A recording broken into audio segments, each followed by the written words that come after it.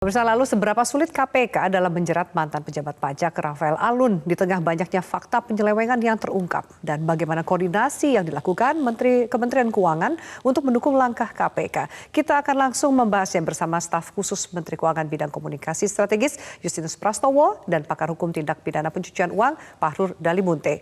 Mas Fahrur, Mas Justinus, selamat malam. Selamat malam, Mbak Afi.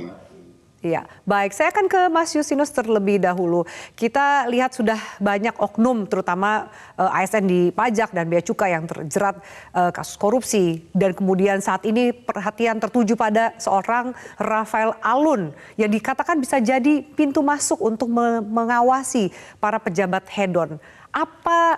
Sejauh ini apa perkembangan dari pengawasan internal dan juga mungkin penegakan peraturan secara internal dari Kementerian Keuangan, Mas Justinus? Baik, terima kasih Mbak Afi. Selamat malam Bang Fahrur. Kami sampaikan update ya. Kalau kita bicara oknum ya ini oknum. Karena ada 46.000 pegawai Ditjen Pajak dan 78.000 pegawai Kementerian Keuangan.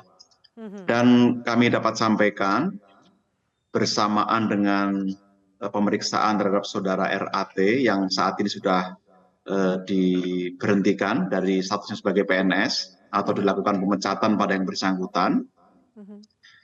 Itjen Kementerian Keuangan juga sudah melakukan tindak lanjut hasil dari sistem yang bekerja menghasilkan 69 pegawai dengan profil termasuk resiko tinggi, dan kita telah memprioritaskan untuk melakukan pemeriksaan kepada beberapa pegawai. Sudah 30 pegawai yang kita panggil untuk klarifikasi.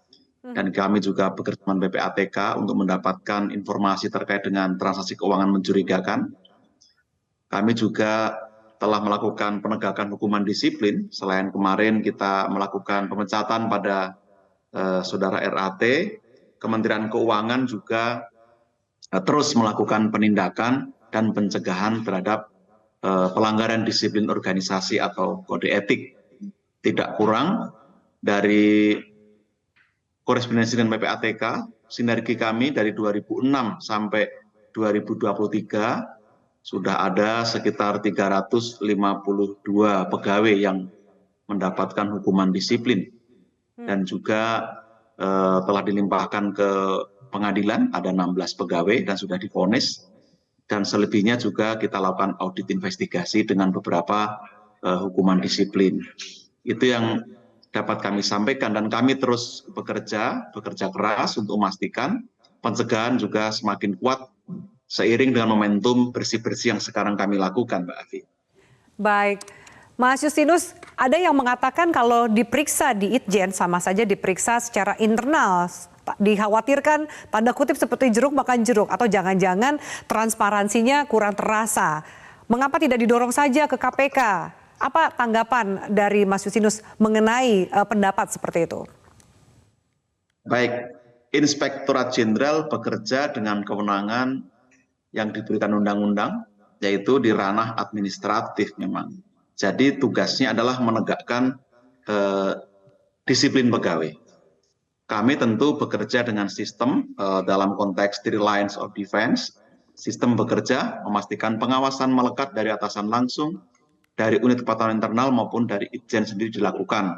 Kami juga punya whistleblowing system yang banyak sekali pengaduan. Saya ambil contoh, tahun lalu saja ada 805 pengaduan dengan 98 pegawai yang dijatuhi hukuman disiplin. Ya. Itu menunjukkan sistem kami yang bekerja. Jadi kami pastikan, Mbak Afi, dengan jumlah 352 pegawai pernah tindak lanjuti hasil dari PPATK, dan bahkan hukuman disiplin berat di luar itu juga ada 597 secara total. Itu menunjukkan sistem yang bekerja. Jadi kami tidak kompromi, tetapi memang ranah kami adalah administrasi, bukan pidana. Kami juga tidak segan-segan untuk menyerahkan pada aparat penegak hukum bila menemukan indikasi fraud, penyimpangan, tipikor, dan sudah ada 16 pegawai Kementerian Keuangan yang dihukum oleh pengadilan tipikor karena melakukan pelanggaran. Itu yang menjadi progres kami sampai saat ini. Baik, saya minta tanggapan dari Mas Farur tadi soal polemik di KPK. Ada yang mengatakan usut pidana awal atau TPPU, mana yang lebih dulu? Jangan sampai kemudian lambatnya KPK melakukan pengusutan terhadap perkara dari RAT atau Rafael Alun Trisambodo ini bisa dianggap sebagai sebuah pembiaran pidana. Tanggapannya usai jeda, Mas Farur, tetaplah bersama kami.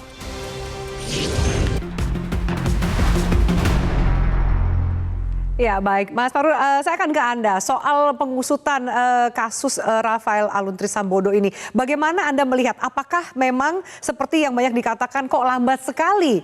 Atau sebenarnya KPK hati-hati? Bahkan ada yang mengatakan KPK ini malas menggunakan TPPU karena tidak mau capek kerja. Tanggapan Anda, Mas Farul? Jadi begini Mbak, pertama saya harus sampaikan bahwa kita ini sering cepat panas dan cepat lupa ya. 13 tahun yang lalu sejak tahun 2010 itu sudah banyak oknum di pajak yang terlibat dalam tindak pidana korupsi. Jumlahnya fantastis, kasus hari ini tidak ada apa-apanya dengan kasus Basim Asafi, ada Dana Widiatmika dan juga ada Gayus ya. Jumlahnya fantastis, tapi mekanisme di internal saya kira tidak ada yang signifikan sehingga kasus-kasus ini terulang kembali.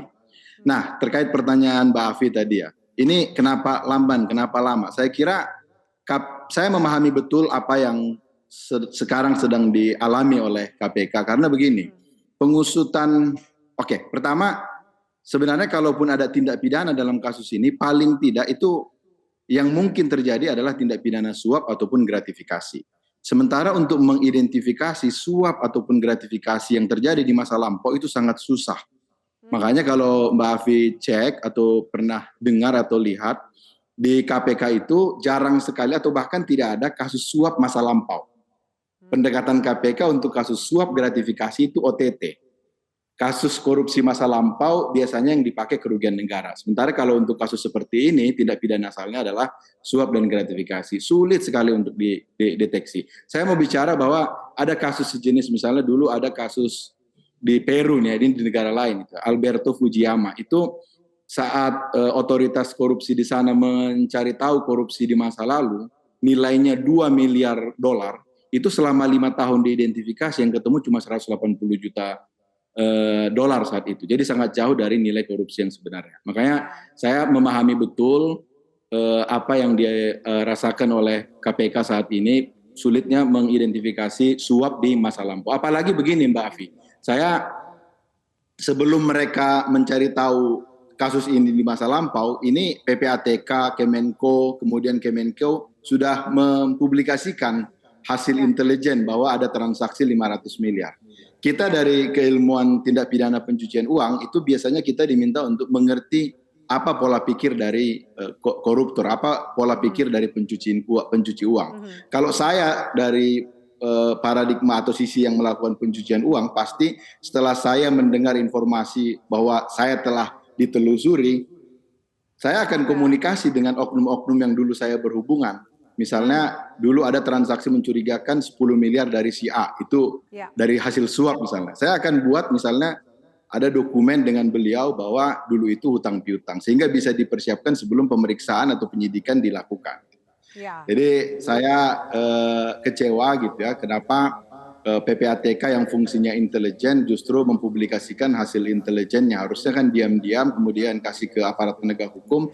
Aparat penegak hukum lah yang kemudian nanti menyimpulkan apakah ada pidana atau tidak. Dan itu dirilis ketika ada dugaan tindak pidana, bukan saat masih mentah di tahap intelijen gitu. Baik. Termasuk juga statement soal transaksi 300 triliun sempat heboh, banyak dapat kritikan. Dan saat ini seakan-akan clear. Tanggapan kelanjutannya seperti apa Mas Justinus? Baik, terima kasih. Sebagaimana kemarin disampaikan Kepala PPATK dan telah cukup jelas, nilai transaksi sebesar kurang lebih 300 triliun adalah nilai transaksi yang terkait dengan tindak pidana yang menjadi tugas dan fungsi di Kementerian Keuangan, yaitu pidana perpajakan maupun pidana bea dan cukai. Jadi itu merupakan transaksi para wajib pajak, importer, eksportir, para pihak, bukan transaksi yang mencurigakan pegawai Kementerian Keuangan. Nah, PPATK secara rutin memberikan informasi pada kami dan kami juga tindak lanjuti. Jika terkait kepegawaian, kami tadi sampaikan melakukan tindakan pemeriksaan sampai dengan hukuman disiplin atau menyerahkan ke APH. Dan terkait dengan tindak pidana, kami melakukan penyidikan pidana perpajakan maupun bea dan cukai, termasuk bila ada TPPU, kami juga melakukan penyidikan dan biasanya dalam penuntutan juga ada tuntutan TPPU. Saat ini bahkan di Ditjen Pajak, para penyidiknya telah berhasil melakukan penyidikan dengan TPPU dan terhadap 17 wajib pajak dan telah menghasilkan tambahan penerimaan negara sebesar 7,08 triliun. Termasuk di bea dan cukai juga dilakukan serangkaian tindakan penyidikan dengan TPPU dan berhasil melakukan penyelamatan keuangan negara termasuk penindakan yang cukup signifikan. Baik. Kurang lebih ada sekitar 1 triliun rupiah yang diselamatkan. Baik, dan saya minta tanggapan dari Mas Farur terakhir, ada desakan untuk KPK mencegah Rafael ke luar negeri. Apakah menurut Anda itu penting untuk dilakukan, Mas Farur? Kalau sudah ada dugaan tindak pidana asalnya sah-sah saja, tapi kalau tidak ada, ya kita harus tetap menghargai asas praduga tak bersalah ya. Jadi jangan sampai pemerintah, dalam hal ini penegak hukum juga gegabah. Kalau gegabah nanti kemudian kita tidak tahu apakah ada perlawanan dari oknum-oknum ini. Kalau ada perlawanan saat yang dilakukan itu gegabah atau melanggar hukum, maka bisa jadi pra peradilan diberangkat sehingga kasus ini tidak bisa terbuka secara tuntas. Oke, jadi baik. Ya. Jadi Anda silakan selesaikan dulu sebelum kita. Ya, jadi saya berharap kalaupun ini kasus heboh gitu ya, saya berharap itu penegak hukum, PPATK, dan KPK itu, khususnya KPK ya, itu tidak gegabah dan semua proses itu dilakukan sesuai dengan hukum yang berlaku. Gitu. Baik, kita harapkan profesionalitas yang terjadi dalam proses hukum ini. Terima kasih Mas Farur, Mas Yusinus untuk waktu dan diskusinya di Prime Time News pada malam hari ini.